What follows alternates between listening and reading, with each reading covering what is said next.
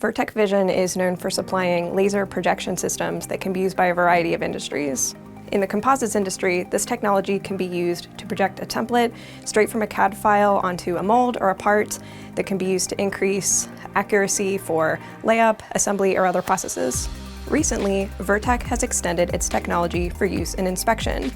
One of its latest products is Virtek Iris AI, which combines the company's laser projection with cameras and machine learning software to detect unwanted foreign object debris, or FOD, on a composite layup. I had the chance to check in with Virtek at the CAMX 2024 trade show, where they were debuting and demonstrating the Virtek Iris AI technology and showed how it would be used in a composite layup scenario. So as Andrea mentioned, this is our new composite inspection software. Right now we're detecting ply backing paper, and this will be available in a few weeks. So what we're simulating here is we have a camera over our simulated kitting table and a camera over our simulated tool. We do have live view, as you can see above. This is giving live detections. So you remove the ply backing, right? As you see here, we don't see any detections.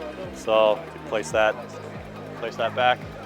You're detecting full ply backing, as well as we move to our tool, you see individual pieces. So this is kind of our process.